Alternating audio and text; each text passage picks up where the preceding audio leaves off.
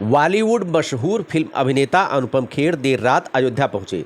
उन्होंने राम जन्मभूमि परिसर के समीप स्थित रामलला देवस्थान में भगवान की आरती उतारी।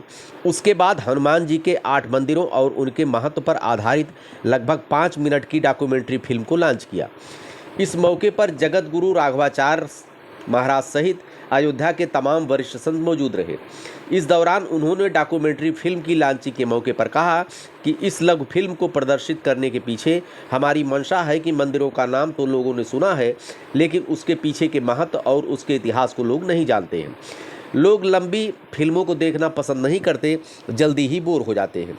इसलिए 5 मिनट की डॉक्यूमेंट्री रखी गई है। एक डॉक्यूमेंट्री में 8 मंदिरों के बारे में बताया गया। अनुपम खेर ने बताया कि हमारी मित्र प्रिया ने 1008 मंदिरों में जाकर प्रार्थना की। अध्यात्म के जरिए 8 महीने पहले हमसे मिलने आई थी। तब मैंने कहा था कि आप जो ज्ञान खुद के लिए इकट्ठा कर रही हैं, यह दुनिया में पहुंचना जरूरी है। कम से कम हर भारतवासी तक पहुंचना जरूरी है। यहाँ से एक शुरुआत हुई इस श्रृंखला की। हम सबसे पहले हनुमान जी के 21 मंदिर जो दुनिया के अलग अलग भागों में हैं, उनके महत्व के बारे में, उनकी कथा के बारे में लोगों को बताएंगे। इसके लिए हम आज अयोध्या से शुरुआत कर रहे हैं। वहीं अनुपम खेर ने बताया कि सबसे पहले वह अयोध्या के हनुमानगढ़ी आए। मैं कभी पहले अयोध्या नहीं आया था, आज मैं पहली बार अयोध्या आया हूँ। मुझे अच्छा लगा। यह श्रृंखला यही नहीं रुकेगी, हम आगे भी देवी देवताओं पर भी श्रृंखला जारी रखेंगे। 5 मिनट की एक डॉक्यूमेंट्री होगी। इसमें हम 8 मंदिरों के इतिहास और महत्व के बारे में बताएंगे। इसके बाद हम शिवाजी, भगवान राम और सीता के ऊपर भी डॉक्यूमेंट्री बनाएंगे।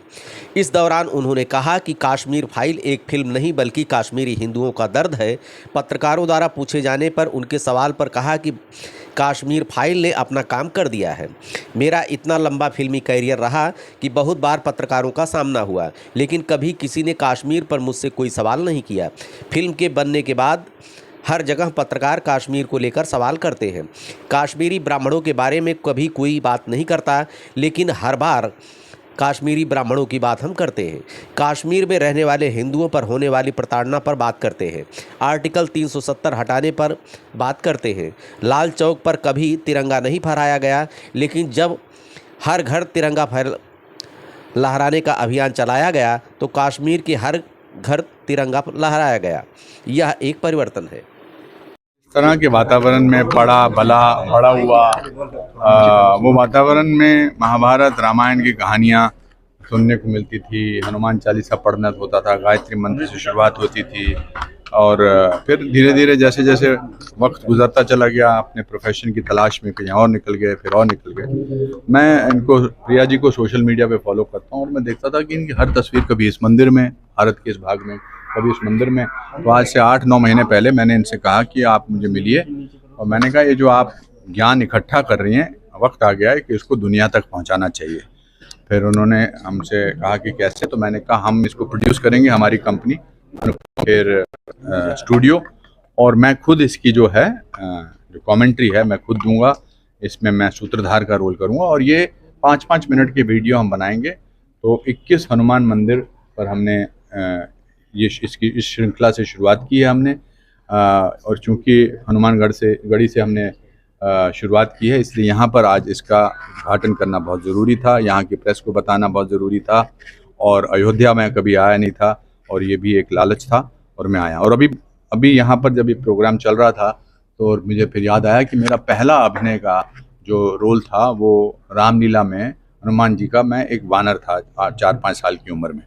और ये बेसिकली क्या है कि हम बहुत सारे लोग अलग अलग जगह से भारतवासी यहाँ आते हैं और उनको करेक्ट इन्फॉर्मेशन मिलनी चाहिए। जैसे हमारे खानों की जगह, फूड में आप यहाँ जाइए चाइनीज़ के लिए, मुगलई के यहाँ जाइए।